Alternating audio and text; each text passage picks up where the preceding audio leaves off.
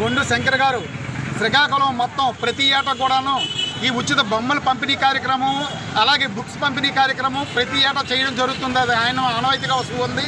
అందులో భాగంగా ఈ ఏటా కూడాను 30,000 బొమ్మలు ఈ శ్రీకాకుళం పట్టణంలో పంపిణీ కార్యక్రమం వివిధ సెంటర్లో ఏర్పాటు చేశారు.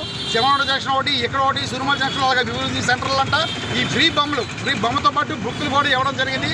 దానికి మా డివిజన్ ఇన్ఛార్జీలు, తెలుగుదేశం నాయకులు, కార్యకర్తలు అందరూ కలిసికట్టుగా ఈ కార్యక్రమం చేపట్టడం జరుగుతుంది. ఆయన సహకారము, ఆయన సొంత నిధులతో ఈ బొమ్మల్ని అలాగే బుక్ని పంపిణీ చేయడం జరుగుతుంది. ఇదో శుభ పరిణామం. మట్టి విక్రేశ్వరుడిని అందరూ పూజ చేయాలి.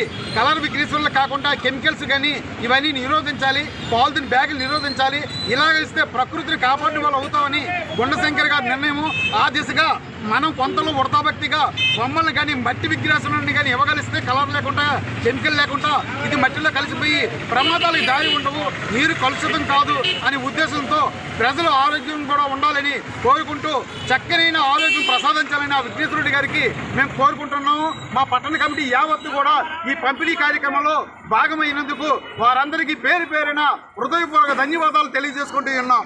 జై కొండ శంకర్, జై జై శంకర్ అన్న.